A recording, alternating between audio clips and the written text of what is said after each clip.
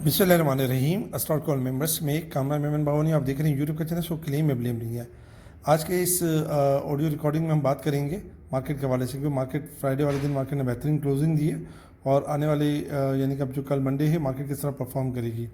आज के दिन हम बात करेंगे सब तेज़ी में, लेकिन एग्जिट टाइम इसके ऊपर हम बात करेंगे। चलिए जी, ऑडियो रिकॉर्डिंग स्टार्ट करते हैं और इसमें मार्केट के हवाले से बात करते हैं। मार्केट फ्राइडे वाले दिन अगर हम देखें, छोटा सा रिकैप देखें, तो मार्केट ने 4027 पॉइंट की पॉजिटिव क्लोजिंग दी। आपको पहले ही बता दिया गया था कि मार्केट ओवरसोल्ड है और मार्केट बेहतर क्लोजिंग देगी।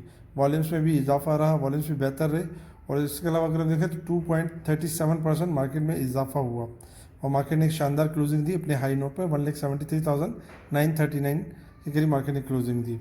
इसके साथ ही अगर हम देखें तो मार्केट में जो मेन बोर्ड आइटम्स थे वो बैंक ऑफ पंजाब था, जिसमें 3.07 का इजाफा हुआ। के इलेक्ट्रिक 40 का इजाफा, जबकि टीबीएल में -5 यूनिटी, डब्ल्यूटीएल और पाक इलेक्ट्रॉन वगैरह में काम हुआ। इसके अलावा अगर हम टॉप 30 इंडेक्स मूवर देखें तो इसमें भी बैंक ऑफ पंजाब, के इलेक्ट्रिक और इस तरह के स्टॉक्स थे, जैसे पेज पाकिस्तान, लोटे केमिकल, काफ़ी सारे थे जो जिनमें टॉप वॉल्यूम के हिसाब से काम हुआ। और टॉप गेनर्स अगर हम देखें तो टॉप गेनर्स में साजगार था, अच्छा खासा इजाफा हुआ। GHNA गेल में इजाफा हुआ, क्योंकि इनकी सीरीज में इजाफा हुआ है तो इस तरह से GHNA गेल वगैरह बढ़ रहे हैं। एटलस बैटरी बढ़ा और बहुत सारे स्टॉक्स में भी हमने देखा कि एक अच्छा खासा एक इजाफा रहा।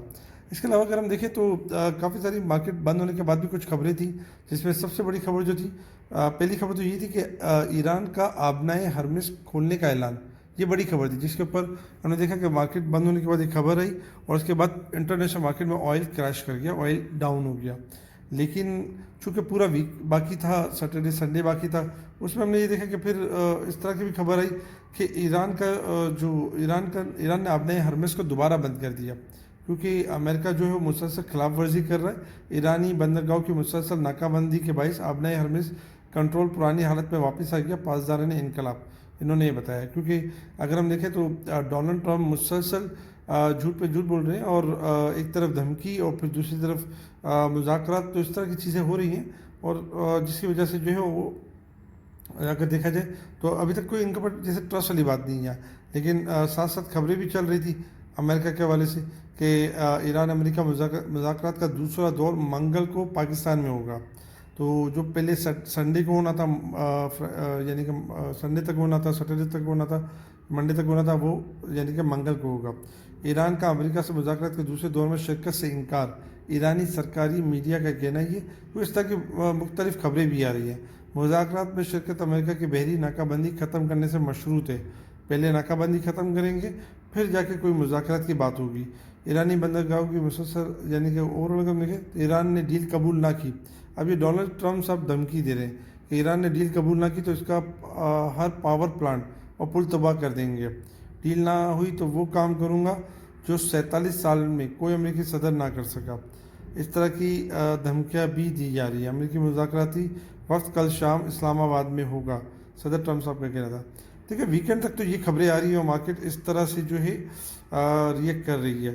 साथ साथ अगर हम देखें तो इन खबरों की वजह से जो है वो मार्केट यानी कि मिक्स परफॉर्म करती, क्योंकि फिर एक क्लियर डायरेक्शन नहीं होती। लेकिन ये कि चूँकि अभी सीज़ फायर है और मंगल तक सीज़ फायर है और मंगल तक कोशिश ही होगी दोनों की कि किसी न किसी कोई नतीजे पे पहुंचा जाए और फाइनल किया जाए। इस वक्त अगर हम देखें तो नो डाउट सब के सब तेज़ी में हैं और सब के सब यानी कि फुल तेज़ी में बैठे हुए हैं। इस वक्त अगर हम इंटरनेशनल मार्केट को देखें तो इंटरनेशनल मार्केट भी क्रूड ऑयल आपका जो है वो $82 और 59 सेंट पे बंद हुआ है। लेकिन चूँकि अब ये खबर आ चुकी है, अब नए हरमेस दोबारा बंद हो चुका है और इस तरह की खबरें आ रही हैं, तो पॉसिबिलिटी कि क्रूड ऑयल आपका दोबारा रिबाउंड कर जाए और हायर सेट पे चला जाए। गोल्ड सिल्वर जो बढ़ चुके थे $71 यानी कि 4,879 पे क्लोज हुआ था, तो पॉसिबल है कि $71 इसमें गिरावट आ जाए और सिल्वर में भी हम करेक्शन देखें। $81.84 के पास ट्रेड कर रहा है और डॉलर इंडेक्स में इजाफा हो, तो एक तो चीज़ ये हो गई।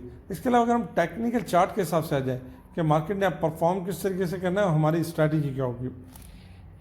देखिए, टेक्निकल चार्ट के ऊपर आपको 1,44,000 के ऊपर हौसला दिया गया था, बताया गया था कि मार्केट के अंदर तेज़ी है और मार्केट अपना बॉटम लगा चुकी है। आपने वहाँ से देखा कंटिन्यूस तेज़ी होती रही और अल्हम्दुलिल्लाह जो टारगेट बताया गया वो सारे टारगेट्स अचीव हुए। 1,74,000 का तक का टारगेट आपने अचीव कर लिया। अब अगर हम देखें तो इस लेवल के ऊपर सब के सब तेज़ी में आ गए। अब आपको सब बातें कर रहे हैं। अब आप सोशल मीडिया उठा के देख लें, अब कोई 180 की बात करेगा, कोई 190 की बात करेगा, कोई 2 लाख की बात करेगा, कोई 2.25 लाख की भी बात करेगा। अब वो जो डराने वाले लोग थे वो खुद भी इन्वेस्ट कर रहे होंगे और आपको भी इंकरेज कर रहे होंगे कि और भी ज़्यादा इन्वेस्ट कर लो, मार्केट बहुत अच्छी और बहुत ज़बरदस्त है। क्योंकि मार्केट 1.44 पे इनको अच्छी नहीं लग रही थी, 1.44 पे यही बातें कर रहे थे कि 1.25 हो जाएगी, 1.20 हो जाएगी, लाख का इंडेक्स हो जाएगा और मार्केट एक्स्ट्राऑर्डिनरी प्लस है। तो ये हमारे यहाँ का एक मतलब कह सकते हैं कि एक फिनोमेना है कि जब मार्केट बहुत ऊपर जा रही होती है तो सब लोग ऊपर के गीत गा रहे होते हैं, और जब मार्केट नीचे जा रही होती है तो नीचे के गीत गा रहे होते हैं। लेकिन बहरहाल हमें इनसे बचना होता है, क्योंकि ये दोनों खतरनाक होते हैं, ऊपर की बात करने वाले भी और बहुत ज़्यादा नीचे की बात करने वाले भी। हमें ऐसा रहना जो रियलिस्टिक के ऊपर बात करें। इस वक्त अगर हम देखें तो मार्केट ने नो डाउट यानी कि ब्रेकआउट कर दिया और 1,72,000 का ब्रेकआउट किया, इसी वजह से मार्केट 1,73,900 के करीब क्लोज रह गया। अब जो नेक्स्ट लेवल है 1,75,550 का लेवल यानी कि रेजिस्टेंस लेवल अगर ब्रेक होगा और सस्टेन होगा तो मार्केट 1,80,300 का लेवल देखेगी। तो ये यानी कि हमने ध्यान रखना है। और दूसरी बात कि मार्केट इस वक्त अगर हम देखें तो इंडेक्स के लिहाज से मार्केट ओवरबॉट हो चुकी है। मार्केट पहले जो ओवरबॉट हुई थी 80%, जिसके ऊपर मार्केट ने फ्राइडे वाले दिन ही थोड़ी सी थर्सडे वाले दिन ही थोड़ी सी करेक्शन दी थी और फिर इसके बाद मार्केट दोबारा रिबाउंड हो गई। अब मार्केट डाइवर्जन बना रही है और डाइवर्जन का मतलब यही होता है कि मार्केट 1,000-2,000 का हाई मार के फिर रिवर्स हो सकती है। तो कल के दिन ये सिनेरियो बन सकता है अगर कोई गुड न्यूज़ आ जाती है, मिसाल है कोई डील के हवाले से, कोई मामला के हवाले से सुबह तक आ जाती है तो फिर मार्केट आपके 1,000-2,000 पॉइंट प्लस खुलेगी। लेकिन आपने ये करना है कि माल सेल ऑन स्ट्रेंथ के ऊपर रहना है, आपने इस खुमार में नहीं आना कि और बढ़ जाएगी और ये हो जाएगा, सब कुछ हो जाएगा लेकिन पहले करेक्शन लेने के बाद। तो इस वक्त अगर हम देखें तो मार्केट डाइवर्जन बना रही है, क्योंकि ओवरबोट थी, ओवरबोट में डाइवर्जन बना रही है और डाइवर्जन का मतलब ये कि मार्केट करेक्शन दोबारा करेगी। तो इसलिए हम करेक्शन दोबारा देख सकते हैं मार्केट के अंदर 1,72,000 से लेकर 1,72,000 से लेकर 1,69,800 तक करेक्शन देख सकते हैं। 1,69,500 और 1,67,000 ये सपोर्ट्स लेवल है। तो कल के दिन एहतियात बरतिएगा, क्योंकि कल का पूरा दिन होगा और जिस तरह की खबरें चल रही हैं तो उसमें करेक्शन आ सकती है। जब सबके सब तेज़ी में होते हैं ना तो उसी टाइम पे मंदी होती है, और जब सबके सब मंदी में होते हैं ना तो उसी टाइम पे तेज़ी होती है। तो ध्यान से कल आपने ट्रेडिंग करनी है। इसके अलावा कुछ स्टॉक्स के अंदर एग्जिट टाइम भी है, और एग्जिट टाइम में अगर हम देखें तो OGDC का एग्जिट टाइम बनता है 332 से लेकर 350। पहले इसकी कॉल दी गई थी, सक्सेसफुल रही। इसकी इसी तरीके से हम देखें गेल का जो एग्जिट टाइम बनता है वो 540 से लेकर 600 के दरमियान एग्जिट रेंज बनती है, और गेल ने भी ब्रेकआउट दिया था। इसी तरीके से GHNI का जो एग्जिट रेंज बनती है 900 से लेकर 970 के करीब एग्जिट रेंज बनती है, क्योंकि अच्छा खासा बढ़ चुका है और रिकवरी कर चुका है। के इलेक्ट्रिक की 9 रुपये से लेकर 9 रुपये 80 पैसे के दरमियान एग्जिट बनती है। इसके अलावा और बहुत सारे स्टॉक्स हैं जिनमें एग्जिट भी बनती है और जिनमें एंट्री भी बनती है। तो इंशाल्लाह स्पेशल गुरु में उनको हाईलाइट किया जा रहा है।